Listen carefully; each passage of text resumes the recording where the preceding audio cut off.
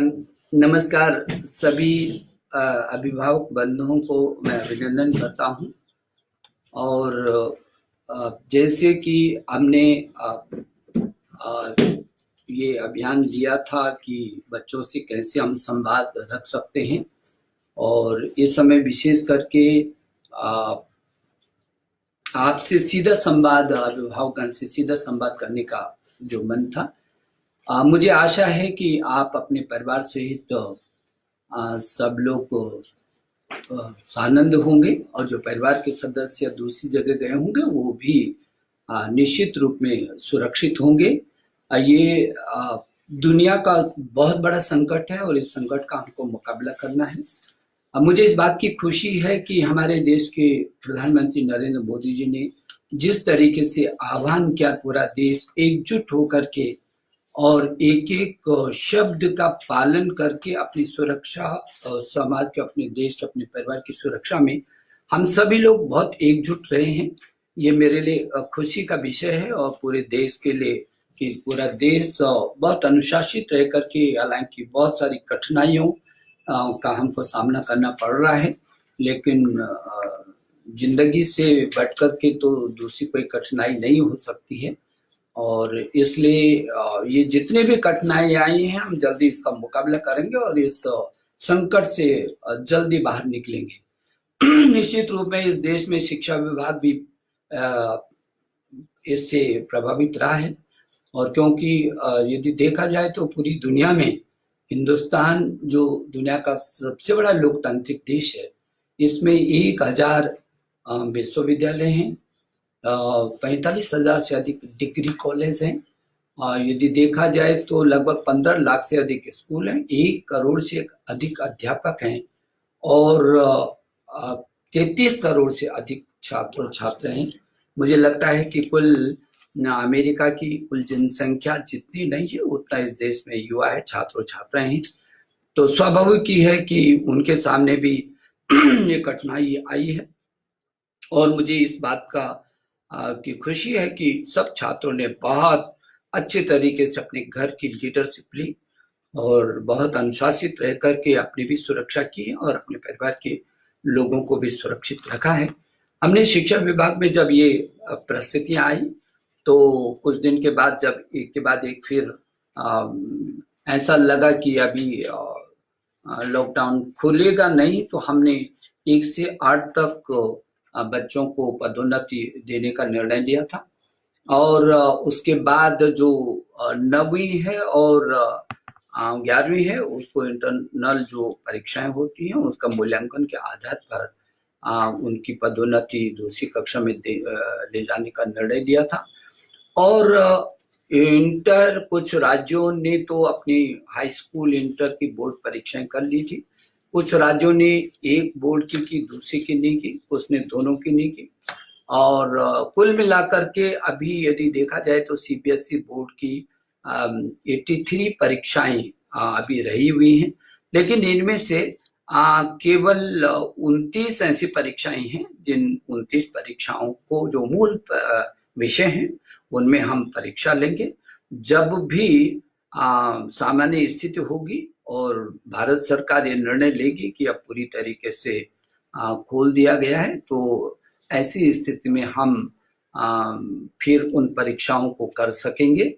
मैं ये समझता हूँ कि जहाँ हमने इन परीक्षाओं के बारे में सोचा है, वहीं जितनी प्रतियोगी परीक्षाएं, क्योंकि बहुत सारे नवयुवकों की बहुत चिंता थी कि जेईई की परीक्षा थी, नीट की परीक्षा थी, और तमाम ऐसे प्रतियोगी परीक्षाएं जिसमें कि वो अपने भविष्य को तराशता है, तो उन परीक्षाओं को भी हमने पीछे किया है। और जब भी सामान्य स्थिति होगी उसके बाद उन परीक्षाओं को हम कर सकेंगे। इस बीच बहुत सारे निर्णयों को हम लोगों ने लिया।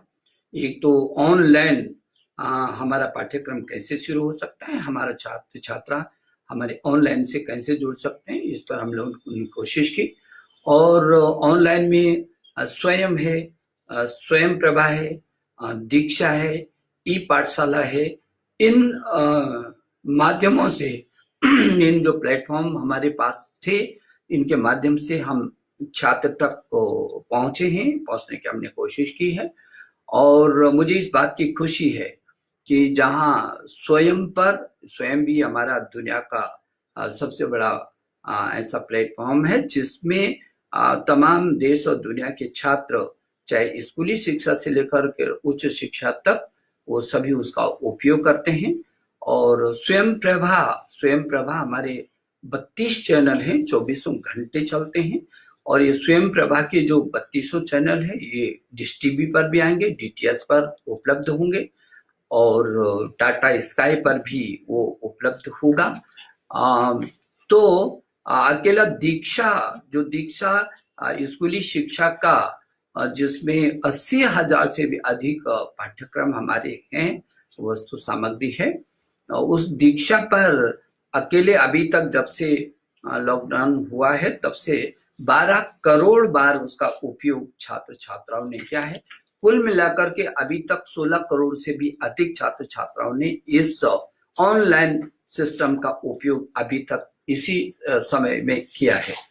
तो मैं ये समझता हूँ कि ये बहुत बड़ी बात है और ऐसी स्थिति में हम निश्चित रूप में इस बात को कह सकते हैं कि हमारा ऑनलाइन प्लेटफॉर्म बहुत अच्छा चल रहा है और इसको हम और तेजी से विस्तार दे रहे हैं। जैसे कि आपको पता है कि अभी 12 सितंबर 2019 को विद्यादान एक हम लोगों ने सीबीएसई के कार्यक्रम में उसको लॉन्च किया था, जिसमें हम सभी देश के शिक्षाविदों से, अध्यापकों से, संस्थाओं से अनुरोध किया था कि वो बच्चों के लिए जो भी ऐसे ऑनलाइन पाठ्यक्रम के वीडियो सहित जो भी अन्य सामग्री है वो दान दें, उपलब्ध कराएं।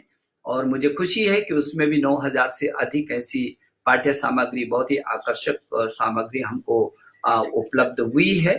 और उसके बाद अभी हाल में ही हमने विद्यादान 2 को भी अभी लॉन्च किया है, जिसमें देश के सभी लोगों को हमने फिर अनुरोध किया है कि ऐसे वक्त पर जबकि पूरी दुनिया इस त्रासदी से जूझ रही है और देश भी इससे अछूता नहीं है, मेरे छात्र छात्राओं के भविष्य का सवाल है।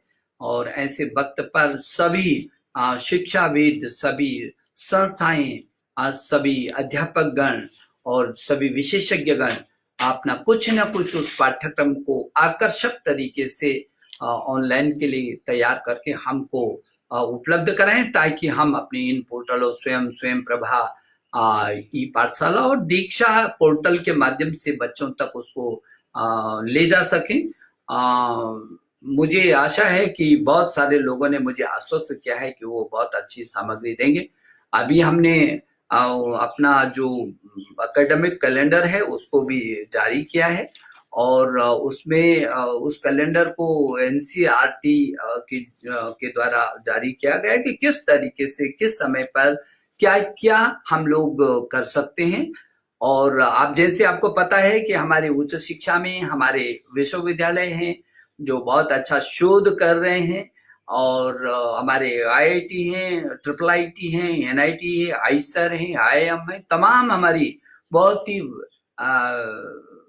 महत्वपूर्ण संस्थाएं शोध और अनुसंधान में जुटी हैं। इसलिए हमने अभी कुछ दिन पहले एक युक्ति पोर्टल लॉन्च किया है। ऐसा युक्ति वो पोर्टल होगा जिसमें सभी संस्थाओं के द्वारा जो इस बीच शोध और अनुसंधान हो रहा है वो सब एक जगह संग्रहित हो, एक जगह है। मुझे कहते हुए बहुत खुशी है कि हमारे तमाम संस्थानों ने बहुत अच्छे शोध और अनुसंधान किए हैं जिसका लाभ अपने देश को मिलेगा। जो चीज हमारे देश के अंदर अभी तक पैदा नहीं होती थी, उत्पादित नहीं होती थी, उसका सृजन नहीं हो पाया था, वो चीजें भी अब उत्पादित होंगी। और जैसे हमारे देश के यशस्वी प्रधानमंत्री जी ने कहा कि नहीं, make in India, digital India, skill India, start और स्टैंड अप, हमारे देश में ही हम अपने कौशल का विकास करके और यहीं पर अपनी चीजों को उत्पादित करेंगे और नए भारत का निर्माण करेंगे। उस दिशा में निश्चित रूप में हमारे जो छात्र और प्रतिभाशाली छात्र छात्राएं हैं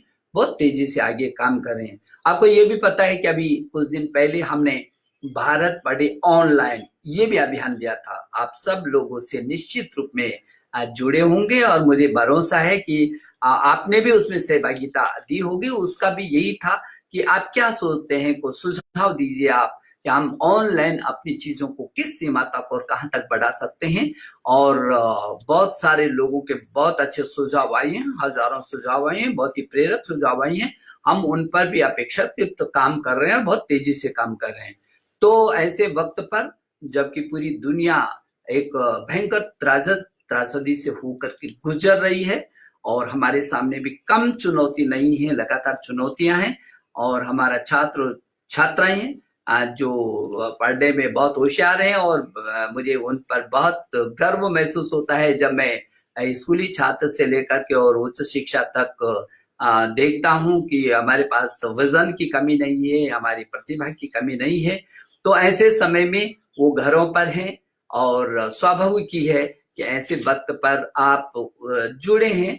ये कोरोना की जो महामारी है, ये बहुत सारी चीजों को हमको सोचने के लिए भी मजबूर करती है और बच्चे के साथ संवाद को भी बढ़ाती है। मुझे लगता है कि हम लोगों ने तब ये भी कोशिश की थी कि जो गरीब बच्चे हैं वो मिड डे मील उनके घरों तक पहुंचे। सभी राज्य सरकारों से हमने उस समय भी अनुरोध किया था कि कैसे भी करके हमारे जो गरीब बच्चे हैं वो वहां तक जो भारत सरकार की ये मिड डे मील योजना है, उसको मध्याह्न भोजन है, उसको हर हालत में वो पहुंचे। मैं समझता हूं कि ये इस समय जिस तरीके से हम लोगों ने ये काम करना शुरू किया है और ऑनलाइन पर जिस तरीके से हमारा छात्र जुड़ रहा है और आपका भी सहयोग मिल रहा है, हम कोशिश करेंगे कि आगे इसको और कैसे बढ़ाया जा सकता है। हम एक मिशन मोड में इसको लेकर के जाना चाहते हैं। तो मैं एक बार फिर आप सभी अभिभावकगण का मैं आभार प्रकट कर रहा हूं, क्योंकि इस चुनौती से आप भी जूझ रहे हैं और हमारे देश का जो भविष्य है, जो हमारे छात्र और छात्राएं हैं, वो आपके संरक्षण में है टोटली इस समय। और इसलिए उनसे लगातार संवाद हो, वो ऐसा महसूस ना करें कि वो किसी कमरे में कैद हो रहे हैं, बल्कि वो हंसी खुशी और मस्ती के साथ अपने पाठ्यक्रम को भी देखें। और अभी कुछ दिन पहले 2 दिन 3 दिन पहले हमने एक और अभियान लिया था कि माई बुक माई फ्रेंड, क्योंकि दुनिया में सबसे ताकतवर यदि दोस्त है जो आपको जिंदगी में आगे बढ़ाता है और कभी आपको छोड़ के नहीं जाता बल्कि हर कदम पर आपकी मदद करता है, वो है आपकी किताब, वो है आपका ज्ञान। और इसलिए हमने कहा कि पाठ्यक्रम से भी हट करके वो कुछ न कुछ ऐसी किताब को जरूर पढ़े ताकि हमेशा उसके जीवन में उसके वो काम आ सके। तो एक बार मैं फिर आप सबका, पूरे देश के अभिभावकों का मैं अभिनंदन करता हूं। कल हम देश के सभी शिक्षा मंत्रियों के साथ मीटिंग कर रहे हैं और वैसे तो मैं लगातार शिक्षा विभाग में कभी देश के सभी प्रदेशों के शिक्षा सचिवों से बात करता हूं, कभी निदेशकों से बात करता हूं और कभी शिक्षा मंत्री गण से बात करता हूं। हर स्तर पर हम लगातार बात कर रहे हैं, लेकिन कल पूरे देश के शिक्षा मंत्री एक साथ हम जुड़ेंगे और परामर्श करेंगे आगे और क्या उनके सुझाव हो सकते हैं अपने अपने राज्यों में। जैसे कि आपको पता है कि शिक्षा राज्यों का विषय होता है, समवर्ती सूची में है शिक्षा, और लेकिन राज्य और केंद्र सरकार मिल करके हम अपने बच्चे को कैसे करके बेहतर से बेहतर उसको बढ़ा सकते हैं, सुविधाएं दे सकते हैं, उसको पाठ्यक्रम ऐसे वक्त पर उस तक पहुंच सकते हैं जब उसको जरूरत है।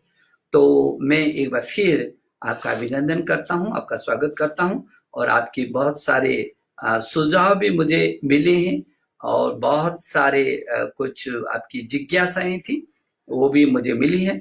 तो कुछ जो आपकी जिज्ञासाएं हैं कुछ हम यहाँ पर आप कहिए तो मैं उनका कोशिश करूंगा कि मैं उत्तर दे सकूं। और यदि आपको उसके बाद भी ऐसा लगेगा कि नहीं और भी कुछ जानकारी प्राप्त करनी है तो जरूर आप अपने सुझावों को मुझ तक देंगे तो मुझे खुशी होगी और हम उन सुझावों पर काम करेंगे। अभी तो लखनऊ उत्तर प्रदेश से अशोक कुमार सिंह जी पूछ रहे हैं कि मैं यह जानना चाहता हूं कि केंद्रीय माध्यमिक शिक्षा बोर्ड द्वारा 10वीं और 12वीं की कुछ विषयों की परीक्षाएं अभी शेष हैं, इन परीक्षाओं को कब तक करवाया जाएगा। अशोक जी, मैं कहना चाहता हूं जैसे मैंने पहले भी कहा, कि अभी 10वीं की और 12वीं की बहुत सारी परीक्षाएं अभी रही हुई हैं, और वो जो कुल 83 विषयों का है, जिसमें से अधिकांश वैकल्पिक विषय हैं, लेकिन जो मूल विषय हैं वो 29 विषय हैं। और ऐसे उन 29 जो विषय हैं, 29 विषय, उनकी परीक्षा हम करेंगे जैसे ही स्थिति सामान्य होगी, लॉकडाउन खुलेगा, वैसे ही हम निश्चित रूप में इन परीक्षाओं को करेंगे। मैं छात्रों से आपके माध्यम से कहना चाहता हूं और अभिभावकों से अनुरोध करना चाहता हूं आप सबसे कि बच्चे को मस्ती के साथ वो और अच्छा अध्ययन करता रहे, और पूरा 24 घंटे आप उसको पढ़ाई के लिए बहुत दबाव मत दीजिए, थोड़ा सा उसको मुक्त भी रखिए। और लेकिन वो इस बात के लिए तैयार रहे कि हाँ, जैसे ही सामान्य स्थिति होगी उसको उन 29 मुख्य विषयों की परीक्षा देनी पड़ेगी, और जो शेष विषय वैकल्पिक विषय हैं, उन वैकल्पिक विषयों को उसके पीछे के जो उसके नंबर्स होंगे, उन नंबरों के आधार पर आंतरिक मूल्यांकन करेंगे। सीबीएसई का जो उसकी वेबसाइट है, उस पर भी बहुत सारी हमने सूचनाएं दी हैं, पाठ्यक्रम डाले हैं। और आपको मालूम है कि जो परीक्षाओं तो हो गई थी, लेकिन उसकी कॉपियां चेक नहीं हो पाई। हम कोशिश कर रहे हैं कि इसी बीच वो कॉपियों का निरीक्षण भी शुरू हो जाए। तो ये बच्चों को से मैं कहना चाहता हूं कि वो उस बारे में अपनी तैयारी रखें। दूसरा प्रश्न, भुवनेश्वर भुवनेश्वर उड़ीसा से अजय मोहंती जी। अजय जी, आप कह रहे हैं कि मैं एक छात्र का अभिभावक हूं जिसने अभी तक 10वीं कक्षा की परीक्षा दी है। हम 11वीं कक्षा के लिए कैसे और कब आवेदन कर सकते हैं? और मुझे लगता है कि 10वीं की परीक्षा आपके बच्चे ने दी है, और रिजल्ट बहुत जल्दी सामने आएगा। 11वीं के लिए ऑनलाइन हम लोगों ने ये पाठ्यक्रम दिया है, जैसे कि मैंने कहा कि स्वयं है। स्वयं पर भी एनसीईआरटी ने 28 विषयों में 12 विषयों में 28 पाठ्यक्रम दिए हैं, और दीक्षा पर 80,000 से भी अधिक आकर्षक पाठ्य सामग्री है। और मुझे लगता है कि यदि आप इनको टटोलेंगे, स्वयं और स्वयं प्रभा और दीक्षा ई पाठशाला, तो आपको निश्चित रूप में वो सामग्री मिल जाएगी। और मेरा सुझाव रहेगा कि ऑनलाइन ये पढ़ना शुरू कर देंगे तो ज्यादा अच्छा होगा। मैं और छात्रों को भी कहना चाहता हूं कि जो दीक्षा है हमारा, वो दीक्षा पर जहां 80,000 से भी अधिक पाठ्य सामग्री है, उसमें चाहे व्याख्यात्मक वीडियो है, वो अनुभव के आधार पर सामग्री है, गतिविधियां हैं, गेम्स इत्यादि तक भी उसमें आपको उपलब्ध हो जाएगा। और जो सीबीएसई ने और एनसीईआरटी ने ऑलरेडी इसमें अपने पाठ्यक्रमों को जोड़ा है, उसमें अपलोड किया है। और ई पाठशाला में 1886 तो वीडियो हैं, और ऑडियो भी लगभग 2000 के आसपास हैं, और ई बुक भी 996 उसमें है। तो मुझे लगता है कि ई पाठशाला का भी आप पूरा उपयोग कर सकते हैं। जी, दिल्ली से महेश जी आप कहते हैं कि मैं दिल्ली का छात्र हूं, और 2019 में कक्षा 12वीं कर चुका हूं। मैं इंजीनियरिंग की परीक्षा की तैयारी कर रहा हूं। अपने करियर को बहुत असुरक्षित महसूस कर रहा हूं।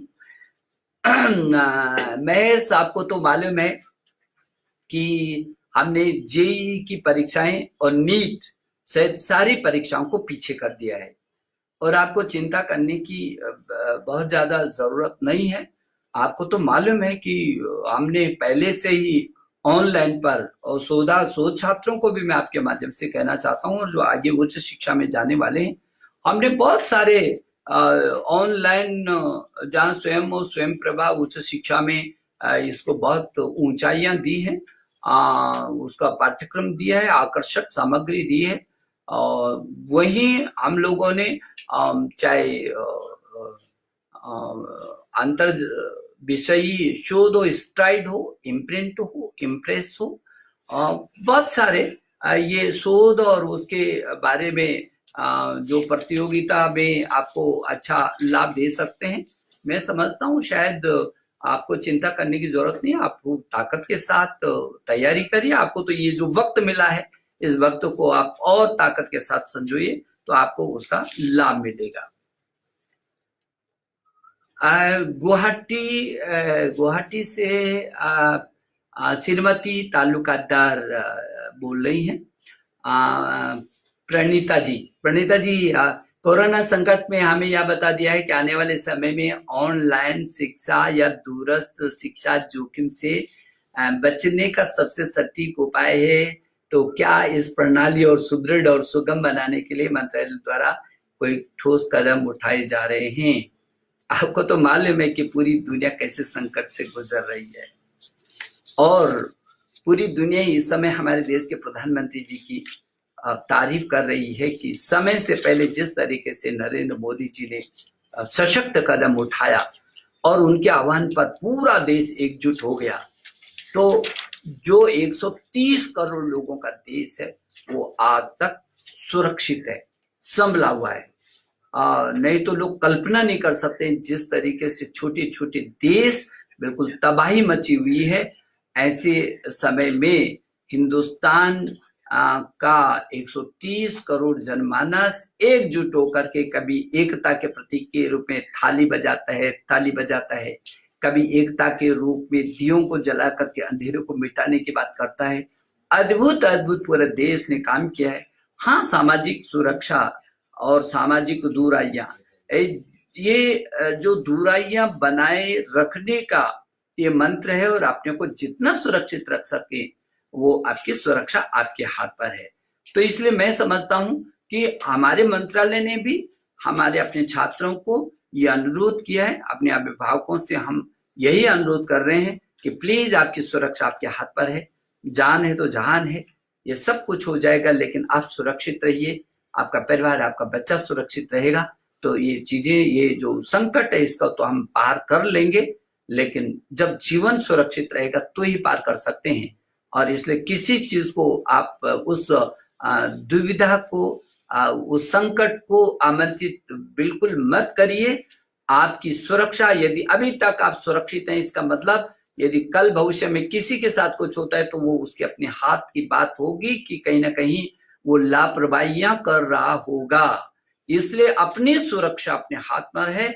ये जो दूरियां बनाए रखने का, और जो स्वास्थ्य मंत्रालय ने कुछ निर्देश दिए हैं, कुछ आयुष मंत्रालय के सुझाव हैं, उन सुझावों पर हम लगातार उनका पालन भी करते रहे हैं। और स्वास्थ्य मंत्रालय ने तो अभी एक ऐप जो है यहाँ पर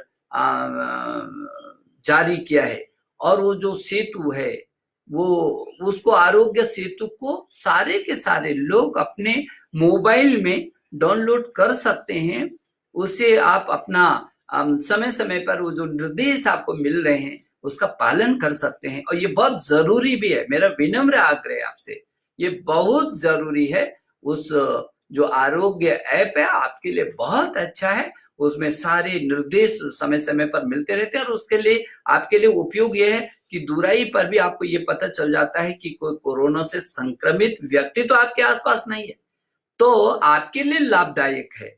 तो इसलिए मंत्रालय ने भी लगातार इस दिशा में कोशिश की है, और मैं अपने छात्रों से भी लगातार संवाद, अध्यापक गण से भी संवाद बनाने की लगातार कोशिश करता रहा हूँ। पीछे के समय में मैंने सभी अपने विश्वविद्यालयों के कुलपति गण के साथ लगभग 4-5 घंटे तक लगातार ऑनलाइन चर्चा की।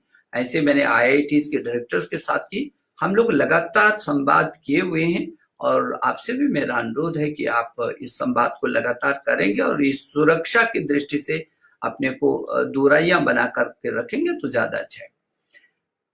जी, दीपू अरविंद जी केरल से, दीपू अरविंद जी बोल रहे हैं कि कोरोना संकट में चल रहे लॉकडाउन उनके कारण लगभग 2 महीने के शैक्षणिक जो क्षति हुई है, उसको आप मंत्रालय विद्यालयों को कैसी कटौती करने पर विचार कर रहे हैं। आपको तो मालूम है कि जो ये क्षति हो रही है समय की, उसको हम पाटने की कोशिश कर रहे हैं, और इसलिए CBSE के अधिकारियों को हमने पहले ही निर्देश दिया था कि वो नया शैक्षणिक कैलेंडर जारी करे। और मुझे भरोसा है कि आप चिंता मत करिए दीपू जी, आपको कोई समय आपको खराब नहीं होगा। हम समय को कैसे करके संयोजित कर सकते हैं, अच्छा कर सकते हैं, अच्छा रख सकते हैं, हमारी कोशिश है। और आप बिल्कुल चिंता मत करें, सीबीएसई के समय समय पर आपको निर्देश मिल रहे होंगे। सीबीएसई बोर्ड की साइट में जाकर के आप निश्चित रूप में देख सकते हैं, जो समय समय पर उनका निर्देश मिल रहा है उसको आप जरूर और जरूर करके देखिए। जी, उत्तराखंड से आभा जी, आप क्या कहना चाहते हैं आभा जी? महोदय, लॉकडाउन के कारण केंद्रीय विद्यालयों द्वारा की गई ऑनलाइन अध्ययन की व्यवस्था सराहनीय है, किंतु उन विद्यार्थियों जिनके परीक्षा परिणाम घोषित हो चुके हैं को एनसीईआरटी की पुस्तकें कब तक उपलब्ध हो पाएंगी? आभा जी, आपने बहुत अच्छा प्रश्न किया है। आपको जैसे कि मालूम है कि अभी भारत सरकार ने जो किताबों की दुकानें हैं उनको भी समयबद्ध तरीके से खोलने का निर्देश दिया है। और ये सीबीएसई की जितनी भी किताबें हैं और एनसीईआरटी ने हमको आश्वस्त किया है। मैंने जब अभी समीक्षा की थी तो एनसीईआरटी के निदेशक और उनके अधिकारियों ने मुझे अवगत कराया कि हमने लगभग सभी राज्यों में अपनी पुस्तकों को भेज दिया है। तो यदि सभी राज्यों में तक वो पुस्तकें पहुंच गई हैं तो उन दुकानों तक वो निश्चित पुस्तकें पहुंच गई होंगी। मैं बच्चों से अनुरोध करूंगा कि वो दूरी बनाए रखें, दुकान पर भी जाएं अपनी किताबों को लेने के लिए तो पर्याप्त दूरी बना करके रखेंगे और अपनी किताबों को ले सकते हैं। और वैसे तो आपके ऑनलाइन पर भी वो सब किताबें सीबीएसई बोर्ड ने जो है और एनसीईआरटी ने अपने सब किताबें दीक्षा पोर्टल पर डाल दी हैं, तो आप वहां से भी ले सकते हैं। लेकिन मैं समझता हूं कि किताबें भी आपको मिलनी अब शुरू हो जाएंगी। जी, जम्मू कश्मीर से श्रीमती कामनी जी पूछ रही हैं कि 1 से 3 के बच्चों की आय में बहुत छोटे होते हैं, बिना अभिभावकों के सहयोग के टेक्नोलॉजी और उपकरणों का प्रयोग नहीं कर सकते हैं। अतः आपसे निवेदन है कि छोटे बच्चों के लिए कोई रुचिपूर्ण, आकर्षक और आसान मंच तैयार किया जाए। हाँ, बिल्कुल आपकी बात सही है और इसीलिए हम लोगों ने बच्चों के लिए बिल्कुल अलग पाठ्यक्रम, खेल खेल के माध्यम से वो कैसे खेल सकते हैं, सीख सकते हैं और वो तनाव मुक्त कैसे रह सकते हैं बच्चे, उसके लिए हम लोगों ने हर स्कूल में अलग से व्यवस्था करने के भी निर्देश दिए हैं। लेकिन जो बच्चे हैं, बच्चों का अपने तरीके से वो मस्ती के साथ कैसे उनको ये भार ना लगे कि वो कभी बच्चे स्कूल में आ रहे हैं, तो वो छोटे हम लोगों ने जो नई शिक्षा नीति का जो मसौदा है अभी, उसके तहत भी ये है कि 3 से 6 वर्ष तक के बच्चों में सीखने की बहुत क्षमता होती है। वो उसको किस लाइन पर उस समय हम ले जा सकते हैं, बातों के, खेलों के माध्यम से, तमाम गतिविधियों के माध्यम से उसका जो मस्तिष्क है उसको और कैसे करके और व्यवस्थित और उसको बढ़ा सकते हैं, उसको और विकसित कर सकते हैं। तो ये हमारी कोशिश है और इसलिए इसके अलग से भी बाकायदा उसी ढंग का एक बच्चों वाला जो पाठ्यक्रम है उसको भी, गेम्स पाठ्यक्रम उसको भी तैयार करने की कोशिश हो रही है। जी मृणाली जी, जयपुर राजस्थान से आप कह रही हैं कि इस महामारी ने लोगों को स्वास्थ्य के प्रति सजग किया है और क्या स्कूलों में सफाई व स्वच्छता संबंधी कोई निर्देश जारी किए हैं? नहीं, आपको तो मालूम है कि हमारे देश के प्रधानमंत्री जी ने स्वच्छ भारत अभियान जारी किया था और वो जो अभियान जब उन्होंने आह्वान किया था तो देश का बच्चा बच्चा भी उस अभियान से जुड़ा। और आप सबको मालूम है कि बच्चे के मन के अंदर कितनी तेजी से, चाहे बच्चा हो, चाहे बूढ़ा हो, चाहे महिला हो, पुरुष हो, किसी भी क्षेत्र का क्यों नहीं हो, किसी भी व्यवसाय में क्यों ना हो आदमी, उसके मन मस्तिष्क में भी यह है कि हाँ, भारत तो स्वच्छ चाहिए, अपना घर तो स्वच्छ चाहिए, अपना अगल बगल तो स्वच्छ चाहिए, अपना दफ्तर तो स्वच्छ चाहिए, अपनी टेबल तो स्वच्छ चाहिए। और स्वाभाविक कि जब स्वच्छ होगा तो साफ स्थान पर ही किसी चीज को साफ सुथरे तरीके से उसका वास होता है। और मस्तिष्क की भी स्वच्छता चाहिए। विचारों की जब बढ़ोतरी होती है, आदमी करता है, तो निश्चित रूप में उसमें नए विचार आते हैं। और लेकिन वो दुनिया का सबसे बड़ा स्वच्छ भारत अभियान हुआ और उसके तमाम रिजल्ट निकल रहे हैं। हम लोगों ने भी स्कूलों को गाइडलाइन दी है और सीबीएसई ने भी गाइडलाइन दी है। इतना ही नहीं, तो स्कूलों के लिए स्वच्छता और इस अभियान के लिए एक छोटी सी अलग से धनराशि भी उनको दी जाती है। लेकिन उसके मन के अंदर कैसे संस्कार आए स्वच्छता का, यह हमारे लिए ज्यादा महत्वपूर्ण है। इसलिए हम लोग इस दिशा में लगातार काम कर रहे हैं और गाइडलाइन सीबीएसई के माध्यम से हम लगातार देते हैं। और आपको तो मालूम है कि अभी हम लोगों ने जल संरक्षण अभियान किया था और जल संरक्षण अभियान छात्रों ने एक दिन में 20 करोड़ लीटर पानी तक बचाने का जो है अभियान लिया था। एक छात्र एक दिन में 1 केवल लीटर पानी भी बचाएगा तो इस देश में 33 करोड़ छात्र हैं, 33 करोड़ लीटर पानी बच सकता है। तो वृक्षारोपण का भी अभियान लिया कि एक छात्र एक वृक्ष लगाएगा, और वो भी इतना बड़ा अभियान लिया, पूरी दुनिया ने उसको बहुत महत्वपूर्ण माना। और हमारे देश के प्रधानमंत्री पर्यावरण के प्रति कितने सचेत हैं और कितने चिंतित हैं कि पूरी दुनिया इस समय जब उन्होंने मौसम परिवर्तन और पर्यावरण के बारे में दुनिया के मंच पर इस बात को रखा था, तो आज सारी दुनिया के लोग महसूस करते हैं कि हाँ, जो नरेंद्र मोदी जी कह रहे हैं उसकी जरूरत है पूरी दुनिया को, चाहे वो योग है, चाहे वैकल्पिक ऊर्जा का विषय है, और चाहे वो स्वच्छता का है, और चाहे वो पर्यावरण का है।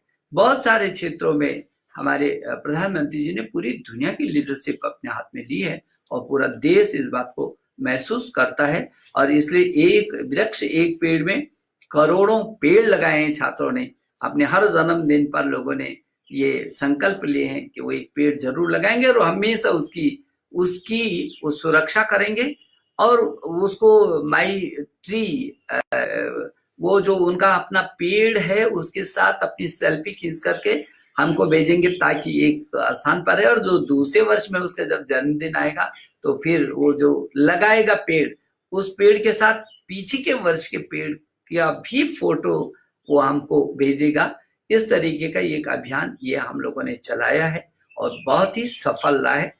छात्रों में बहुत उत्सुकता रही है। जी, रायपुर से बताइए। अमित कुमार यादव जी।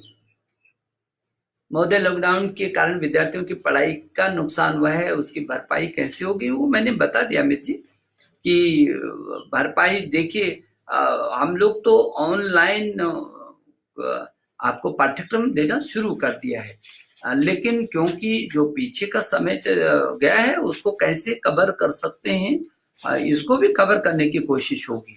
अभी हम लोग कोशिश कर रहे हैं कि जो विद्यार्थी है उसकी पढ़ाई का नुकसान न हो, और इसीलिए आपने देखा होगा कि तेजी से हमने ऑनलाइन पाठ्यक्रमों को शुरुआत की है। और ऑनलाइन पाठ्यक्रमों को भी क्योंकि कुछ प्रश्न ऐसे भी आ रहे हैं कि जो गरीब है वो कैसे करके पढ़ेगा, तो जिसके पास मोबाइल नहीं, स्मार्ट मोबाइल नहीं है, वो कैसे, यदि नेट नहीं है तो वो कैसे पढ़ेगा। तो मैं समझता हूँ कि जो ये दूरदर्शन का और जो हमारे जो ये 32 चैनल है, इन 32 के 32 चैनलों में हमारे हजारों पाठ्यक्रम हैं और ऐसे वीडियो के लेक्चर हैं जो संवाद भी कर सकते हैं।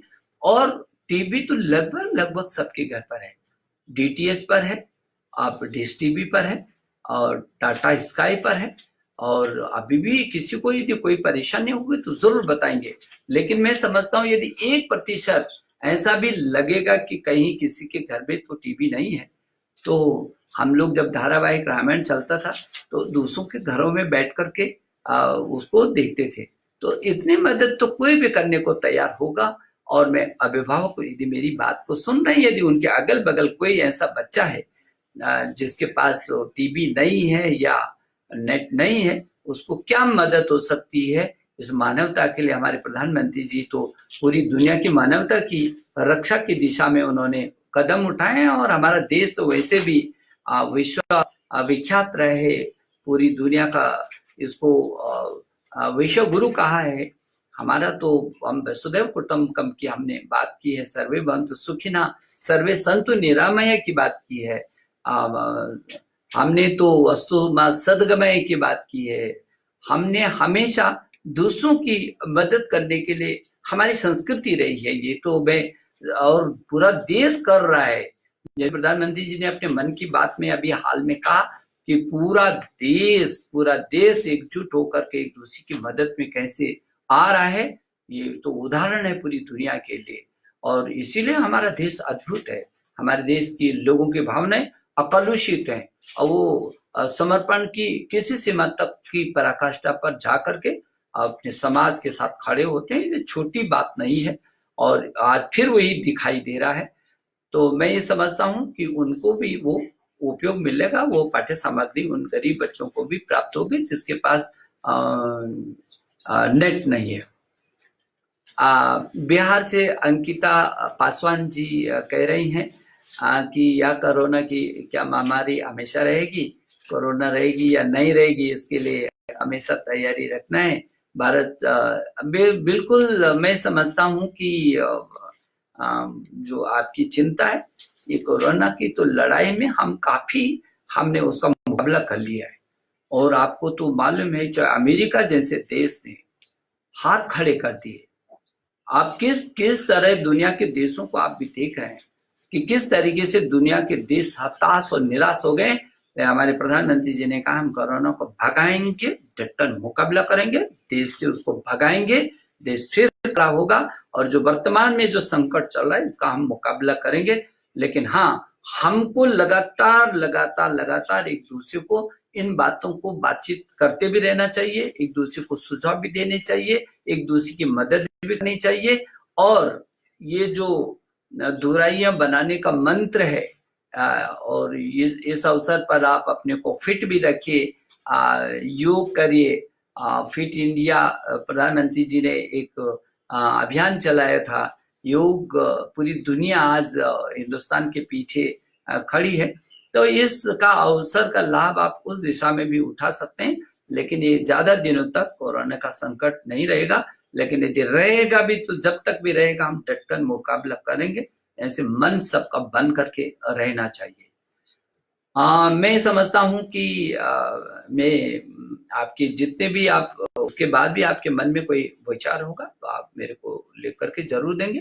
मैं एक सूचना और आपको दे रहा हूं कि हमारा मुक्त शैक्षणिक संसाधनों का जो राष्ट्रीय भंडार है, उस राष्ट्रीय भंडार में जो NROR है, उसमें 14,527 फाइलें हैं, जिसमें 401 संग्रह हैं, 2,780 दस्तावेज हैं, 1,345 संवादात्मक सामग्री है जो संवाद हो सकते हैं, और जो ऑडियो है 1,664 ऑडियो की फाइलें हैं, और 2,586 उसमें चित्र भी हैं पाठ्य सामग्री से संबंधित, जबकि 6,000 से भी अधिक उसमें वीडियो हैं। तो ऐसी स्थिति में ऑनलाइन पर आपको अथाह सामग्री है, और अभी लगातार हम कोशिश कर रहे हैं कि आकर्षक से आकर्षक सामग्री बच्चों को उपलब्ध हो सके। मेरे अभिभावकगण, मैं समझता हूं कि ये चुनौती आपके सामने भी कम नहीं है। बच्चा आपके पास है, और जो अध्यापकगण हैं वो भी कम मेहनत नहीं कर रहे हैं, वो भी चिंतित हैं। संस्थानों के जो हमारे चाहे डायरेक्टर हैं, चाहे कुलपतिगण हैं, चाहे प्रधानाध्यापक हैं, चाहे प्रिंसिपल हैं, सभी लोग एकजुट होकर के बच्चे की चिंता कर रहे हैं, सभी अध्यापकगण चिंता कर रहे हैं। मुझे बहुत खुशी होती है कि जब मैं समीक्षा करता हूं तो अध्यापक पहले की अपेक्षा और ज्यादा मेहनत कर रहे हैं। कोई टेलीफोन पर कर रहा है। जब मैं राज्यों की समीक्षा करने लगता हूं तो हर राज्य को कोई फेसबुक से कर रहा है, कोई अन्य अन्य तमाम माध्यमों से बच्चों तक जा रहे हैं अध्यापकगण। मुझे बहुत खुशी है कि इस समय अध्यापकगण ने और संस्थाओं ने और पूरे शैक्षणिक जगत ने इस मोर्चे को संभाला हुआ है। मुझे बहुत खुशी होती है। ये हिंदुस्तान का इतिहास बदल रहा है। प्रधानमंत्री ने नए भारत के जिस निर्माण की बात की है, यदि ये जो बड़ी चुनौती हमारे सामने है, इस बड़ी चुनौती का हम मुकाबला करेंगे तो यही चुनौती निश्चित रूप में हमारे लिए अवसरों में तब्दील होकर के आएगी।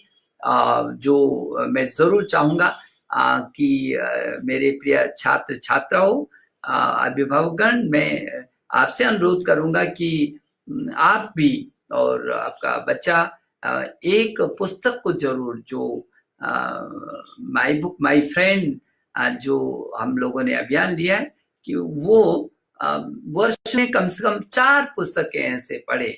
और ये तो वक्त बहुत अच्छा है। तो वो कौन सा ऐसा मित्र आपने चुना है, क्या नाम है उस मित्र का, जो पूरी ताकत के साथ आपके साथ खड़ा रहेगा, जो आपको दर्शक भी होगा तो हर तरह की ताकत देगा, आपके विजन को भी बढ़ाएगा, उठाएगा, आपकी प्रगति के शिखर तक पहुंचाएगा। और उसमें वो कौन आधारशिला बनने वाला आपका साथी है, वो निश्चित आपने उसको चुना होगा। यदि आपने उस साथी को चुना है तो जरूर उस मित्र का नाम अपनी फोटो के साथ हमको भी बताइए, ताकि हम एक दूसरे से उसको साझा कर सकें। और आपको कैसा लगा जब आप पढ़ेंगे, उसको पढ़ करके भी आप जरूर बताएंगे कि आपको वो कैसा लगा, वो मित्र कैसा लगा। वो हमेशा आपके साथ रहने वाला मित्र, आपकी प्रगति में अहरनेस साथ में चलने वाला मित्र वो कौन सा है, ये जरूर इस अभियान को आप आगे बढ़ाएंगे। एक बार फिर मैं अपने सभी अभिभावकगण का आभार प्रकट करता हूं। और जब भी स्कूल खुलेंगे, हमारे लिए बच्चे जीवन सबसे महत्वपूर्ण है। तब हम फिर आपके बीच आएंगे। यदि इस बीच फिर जरूरत पड़ी कि हमने आपके साथ आना है तो हम लगातार बात भी करेंगे। लेकिन मैं छात्रों, मैं कहना चाहता हूं कि जल्दी मैं आपसे मिलूंगा और जल्दी आपसे बात करूंगा। आप अपने माता पिता के साथ, अपने दादा दादी, नाना नानी, चाचा चाची, भाई बहन, सबके साथ इस समय बहुत अच्छा संवाद रखिए और उसको जरूर अपने संस्मरणों में लिखिए। क्योंकि 100 साल बाद आने वाली ये जो महामारी है, जो 1918 में आई थी, आप सबको मालूम है कि पूरी दुनिया में वो महामारी आई थी, जिसमें 5 करोड़ से भी अधिक लोग की जानें गई थी। और जहां तक मेरी जानकारी है कि उस समय हिंदुस्तान के 2 करोड़ लोगों की जानें गई थी। और वो 100 साल के बाद फिर ये जो महामारी आई है, इस महामारी का हमको मुकाबला करना, हमको भरोसा है कि हमारे पास एक ऐसा नेतृत्व है, नरेंद्र मोदी जी के रूप में हमारे एक ऐसा संरक्षक है जिसमें ताकत है, जिसमें विजन है। और इस महायुद्ध का मुकाबला करने का उनमें पूरी तरीके से ताकत ही नहीं, उन्होंने दुनिया को दिखा भी दिया है। और इसलिए मैं छात्रों आपसे फिर निवेदन करूंगा कि अपनी सफाई पर ध्यान दीजिएगा। बार बार में हाथ जो साफ करने का, दूरियां बनाए रखने का, ये जो 2-3 मंत्र हैं, इनको अपनी सुरक्षा के लिए, अपने परिवार की सुरक्षा के लिए आप जरूर 24 घंटे याद रखेंगे। मैं एक बार पुनः आप सबके प्रति बहुत आभारी हूँ। बहुत जल्दी आपसे मिलूंगा। बहुत बहुत धन्यवाद। नमस्कार। एंड कर दीजिए।